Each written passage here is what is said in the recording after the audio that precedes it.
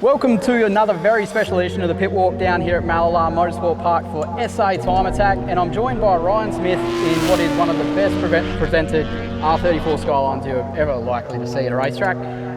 Tell us a bit about the car, Ryan. Well, this started out as my daily probably about 8 years ago. Just slowly working on it, building it up. It started getting a bit more ridiculous, so we turned it into a sports sedan.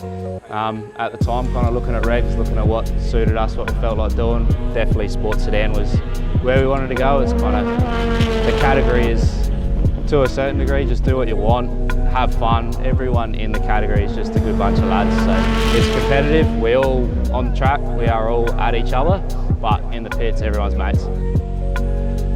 We, on our calendar this year, I think we've got 6 race rounds. So I'm going to be door-to-door racing with guys 6 times this year.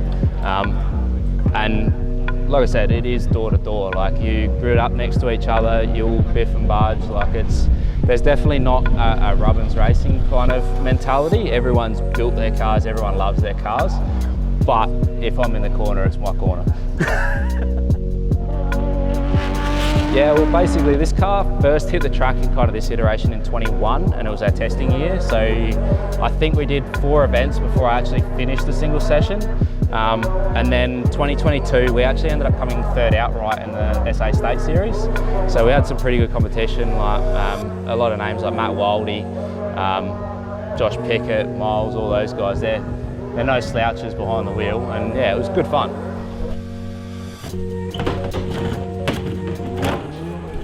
So it's a RB25 Neo. We've had Sam from Milton Engines do a bit of work on the head of it. It makes 350 kilowatts at the moment, pretty conservative, just on 20 pound of boost. Ample, Doug from there has done a phenomenal job. This car's been running now, this is its 3rd year, and motor's perfect.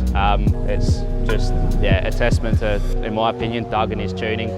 We run the ULX oils, we've had that tested, doesn't have any dramas. We've got no metal, we've got no like thinning of oils, everything's just, we've got a really good bunch of guys and girls that help me with the car and support us, and it just runs like a dream. It was definitely a gradual build. We kind of started out just doing regularity events, similar to like a sprint like we're doing today. From there, we actually got kicked out of Modern Reg for going too fast. They had a limit of 1:20. So then it was kind of like, let's step it up to the next kind of thing.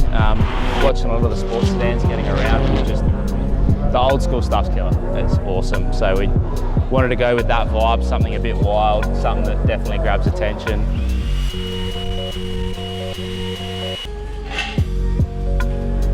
Yeah, so basically to date, the car really hasn't been to a workshop. Everything's done myself. Front clip was all done myself. That was all fiberglassed.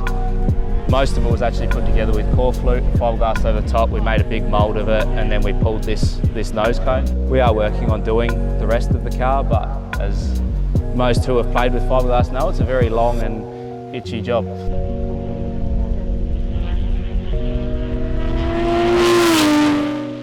When I first saw a picture of this car, I said, wow, it looks like a Pennzoil race car from like the JGTC, the Japan Grand Touring Championship from the late 90s. These are the cars we played on Gran Turismo when we were kids. That's what it looks like. Why does the car look like this, Ryan? Well, Asher and Simon from Check It Out Graphics, they nailed it. I sent them a photo of what I liked, and I liked that, exactly that, the Pennzoil JGTC. Obviously we had our own sponsors, but yeah, I cannot commend them more because they've knocked it out of the park. Everyone that's seen it, everyone that knows that JGTC like era, they pick straight away that it's a Pennzoil car. Now your race suit, I'm a Nissan guy. I know where this came from. What's the story? I actually reached out on a memorabilia page on Facebook for like a Jack Daniels Racing or a Nismo kind of race suit, and of all people, Rick Kelly reached out and said that he had a couple of old suits kicking around, and this was one of them. So he ended up signing the back for me, and I don't think this one will ever leave the ownership.